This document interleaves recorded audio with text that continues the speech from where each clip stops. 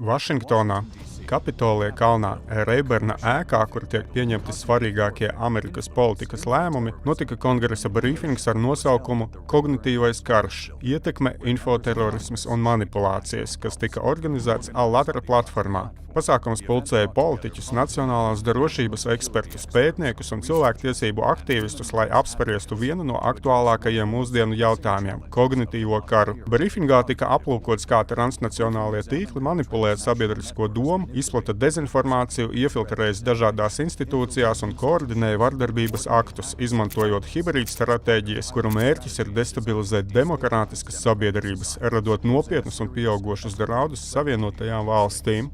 Šāda veida uzbrukumi iznīcina sabiedrību nevis ar bumbām, bet gan sēd no iekšpuses ar kognitīvās kara darbības palīdzību. Mēs ar lielu pārliecību pieņemam, ka šīs metodes izstrādā un īsteno koordinēts transnacionāls tīkls, kas pārstāv jaunu hibrīdterorisma veidu. Tā darbības metožu pamatelementi ir tieši aizgūti no nacistu propagandas. Tīkls izmanto arī VDK sasniegumus psiholoģisko operāciju jomā. Spriežot pēc visa, tīkls tiek vadīts no vienota centra, kas faktiski ir Krievijas federācija un tās spēcdienests, kas pazīstams kā FSB. Mūsdienu antikultu kustības versija tika atjaunota 90. gadu sākumā, šoreiz Krievijas teritorijā, ar ļoti skaidru mērķi. Mērķis bija kalpot par instrumentu totalitārā režīma atzimšanai un demokrātiskās pasaules sagraušanai. Viņu deklarētā misija ir cīnīties pret sektām un aizsargāt sabiedrību no kultiem. Tā ir tikai viņu ārējā fasāde publikai. Patiesībā viņu metodoloģija balstās uz informatīvu psiholoģisku vardarbību. Viņu galvenie ieroči ir stigmatizācija, diskreditācija sabiedrības acīs un sistemātiska sociālā naida kurināšana pret reliģiskajām, sociālajām un politiskajām minoritātēm. Antikultu tīklam ir hierarhiska struktūra. Tā virsotnē atrodas ideoloģiskais kodols, kas atrodas Krievijā. Krievijas reliģiju un kultu pētījumu centru asociācija.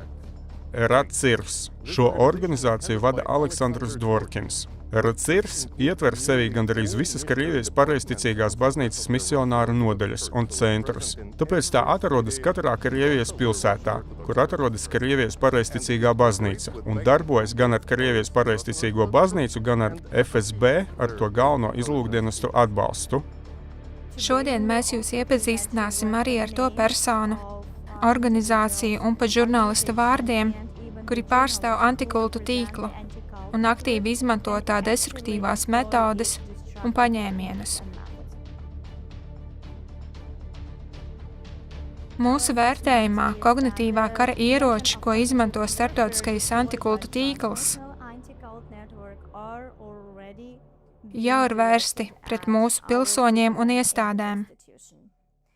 Šis tīkls ir iefiltrējies politiskajā diskursā, lai palielinātu polarizāciju, provocētu konfliktus un grautu mūsu drošību.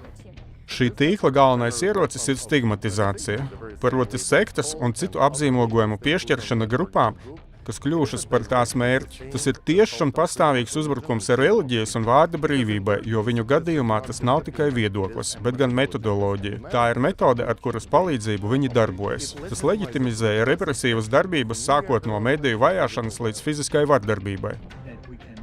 Un mēs varam kopīgi savākt šos pierādījumus un parādīt tos sabiedrībai. Brīfingā tika prezentētas liecības no kopienu pārstāvjiem, kas kļuvušas par antikultu tīkla mērķiem. Tās atklāja nopietnu kaitējumu un sistemātiskas ļaunprātības, kas ir radušās šī tīkla darbību rezultātā. Kopš 1999. gada miljoniem Falun Gong praktizētāji tika pakļauti nežēlīgai vajāšanai, tika aizturēti, ieslodzīti un spīdzināti. Uz šodienu ir vairāk nekā 5002 labi dokumentētu nāves gadījumu spīdzināšanas un vardarbības dēļ. Turklāt Ķīnas tribunāls lēš, ka simtiem tūkstošu cilvēku ir nogalināti brutālas piespiedu orgānu izņemšanas rezultātā. Mēs esam šeit sapulcējušies, lai apspriestu kognitīvā kara, manipulāciju un dezinformācijas ietekmi. Viens Viens no spilgtākajiem piemēriem ir antisemītisms internetā. Tā nav tikai ebreju kopienas problēma. Tā ir problēma par demokrātiju, uzticēšanos un spēju aizsargāt mūsu kopienas no manipulācijām, kurām var būt reālas sekas. Mani sauc Jasons Bells. Esmu veterāns. Bijušais Mičiganas štata Nacionālās gvardes seržants. 2011. gadā es piedalījos misijā Afganistānā. Dienestu pabeidzu 46. militārās policijas vienībā Light Guard Armory, kur līdz 2016. gadam vadīju bēru ceremonijas daudziem mūsu veterāniem.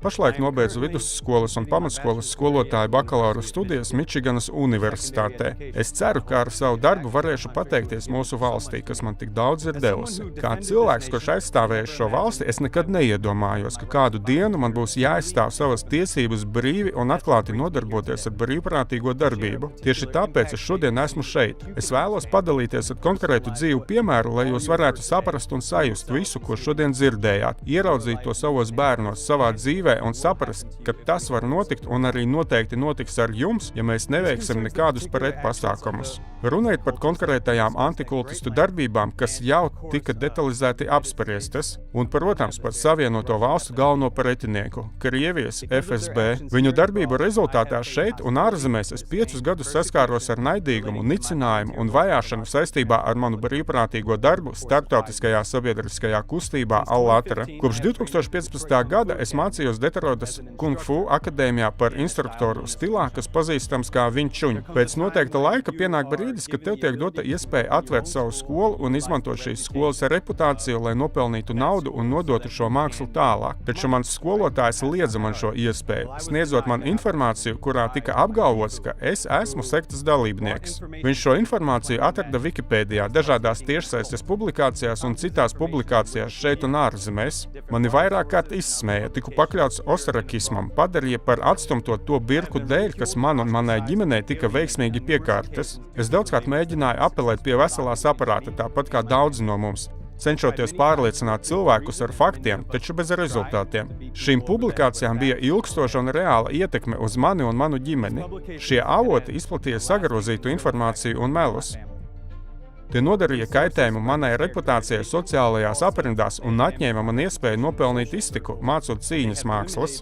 Es arī pamatoti baidos, ka tie rada draudus manai pedagoga nākotnei, jo tas, kā mani uztvers kā skolotāju, ir ļoti stipri atkarīgs no sabiedrības viedokļa. Taču vienlaikus manas bažas sniedzas tālu pāri savas karjeras robežām. Taktika un birkas, kas tiek izmantotas pret mani, noteikti kavēs manu skolotāju karjeru.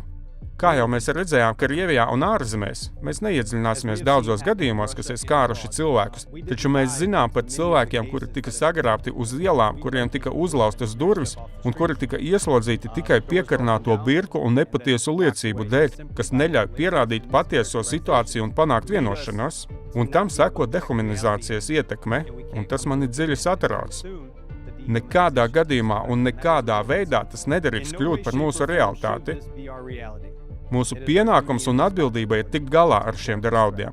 Kā tā sanāca, ka FSB tik veiksmīgi izplata naratīvus, kas šķeļ cilvēkus un rada ilgtermiņa kaitējumu vienkārši tāpēc, ka esmu saistīts ar sociāli nozīmīgu grupu vai organizāciju, kas informē sabiedrību par klimata pārmaiņām un to pašreizējo turpmāko ietekmi? Es dienēju, lai aizstāvētu brīvību. Tagad mani vajā par to, ka es vienkārši izmantoju šo brīvību. Šīm darbībām ir nekavējoties jāapstājas. Es aicinu savu valsti atzīt draudus, ko rada ārvalstu izlūkdienestu operācijas, kas manipulē ar amerikāņu uztveri, izmantojot koordinētas dezinformācijas kampaņas. Es pieprasu saukt vainīgos pie atbildības un pieprasu taisnīgumu. Paldies visiem par to, ka šodien esat šeit kopā ar mani un uzklausījāt manu stāstu. Tīkla ietekme ir izplatusies līdz pat pašiem augstākajiem valdības līmeņiem. Brīfingā detalizēti tika aprakstīta Jakuba Jahla lieta, iespējamā tīkla aģenta Eiropā. Neskatoties uz nopietnām apsūdzībām krimināla noziegumos, izmeklēšana attiecībā par viņu netika veikta. Tā vietā viņam tika nodrošināta aizsardzība. Liecinieki ziņo par sistemātisku seksuālu vardarbību pret bērniem vecumā no 8 līdz 13 gadiem. Liecinieki apraksta, kā Jahls atsevišķā telpā slepeni iņicēja bērniem neidentificētas vielas. Liecinieki stāsta, ka viņš veica sadistiskas nežēlības aktus, tostarp piespieda upurus veikt koprofīliju un nogalināja klaiņojošus suņus. Apskatīsim stāstu par bērnu, kas dokumentālajā filmā tiek dēvēta par Violetu. Tikai 13 gadu vecumā viņu, pēc viņas teiktā, izvaroja Jahls, kurš vispirms kaut ko iebēra viņai ūdenī, ko viņa uzreiz nepamanīja. Pēc tam viņš viņu vairākas reizes izvaroja, bet, kad viņa mēģināja aizbēgt, Jahls sagrieza viņu ar nazi. Dokumentālajā filmā Violeta atstāsta šo traumu, kura pat pēc vairākiem gadiem ir atstājusi fiziskas un emocionālas rētas. Viens no šokējošākajiem šīs lietas aspektiem ir iemesls, kāpēc upuri klusē, kāpēc viņi nevērsās policijā. Jo, kā viņi paši paskaidroja žurnālistiem, sākotnējais spēku nesamērīgums, koloniālā laikmeta mantojums viņiem ir iemācījis, ka baltādainā vīrieša no Eiropas, kuru viņi uzskatīja par neaizskaramu, vārdam vienmēr būs lielāks svars nekā nabadzīgu vietējo bērnu liecībām. Viņi uzskatīja, ka Jahls ir neaizskarams. Liecinieki apgalvo, ka viņš izmanto smaidošu Āfrikas bērnu fotogrāfijas, lai vāktu ziedojumus no godprātīgiem eiropiešiem, savācot aptuveni 2 miljonus Čehijas kronu, kas ir aptuveni 85 000 ASV dolāru. Taču, pēc liecinieku teiktā, neviens cents no šīs naudas nenonāca pie bērniem.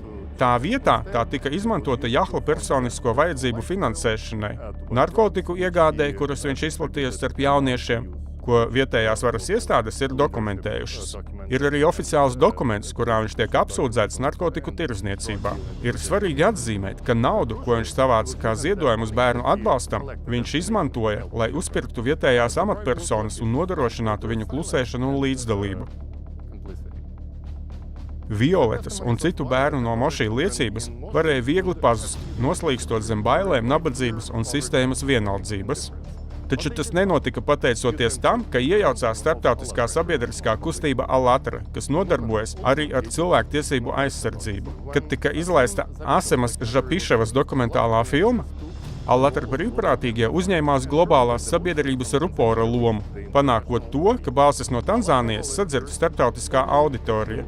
Allatra brīvprātīgie oficiāli vērsās pie Čehijas Republikas varas iestādēm, iesniedzot tām visus dokumentālos pierādījumus un pieprasot pilnu izmeklēšanu.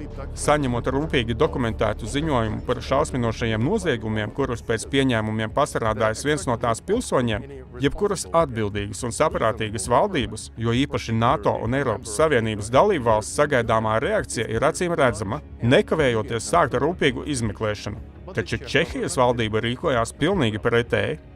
Mēs kļuvām par lieciniekiem apzinātai pretdarbības un nolieguma kampaņai, kā arī šokējošai upura un noziedznieka lomu samainīšanai. Čehijas valdība ar tiesību sargājošās iestādes augstāko amatpersonu priekšgalā nolēma publiski attaisnot iespējamo bērnu sērijveida varmāku un tādējādi nosūtīja upuriem stingzinošu signālu, ka jūsu balsīm nav nozīmes. Tajā pašā laikā tā deva skaidru signālu ar FSB saistītiem antisektantu aģentiem Eiropā, ka viņi var rēķināties ar pilnīgu aizsardzību un nesodāmību par savām necilvēcīgajām darbībām, ar ko pakļāva šos bērnus atkārtotai vardarbībai.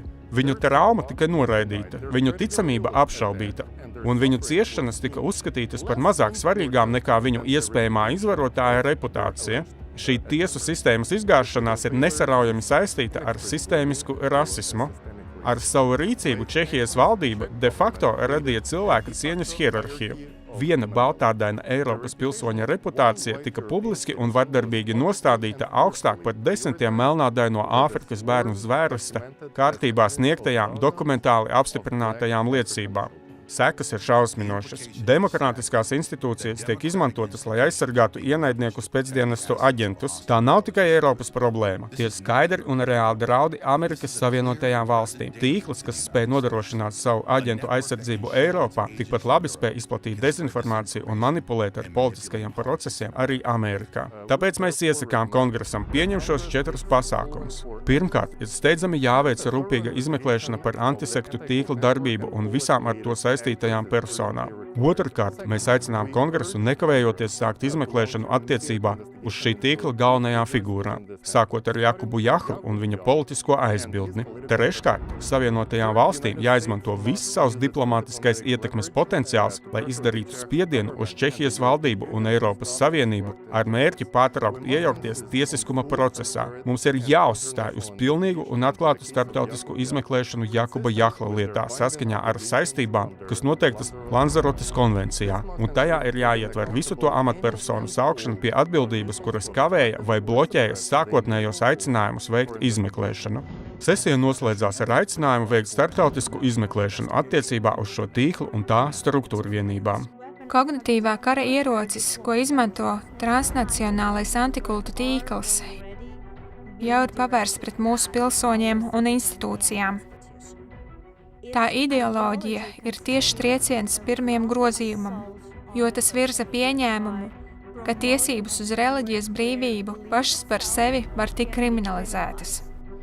Vienlaikus šī ideoloģija kalpo kā instruments Krievijas ārpolitikai, kuras mērķis ir destabilizēt demokrātiju no iekšienes.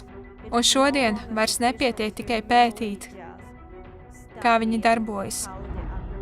Ir pienācis laiks pa īstam aizstāvēties. Ir pienācis laiks aizsargāt sevi no viņu darbībām un, protams, saglabāt mūsu valsti un mūsu ģimenes.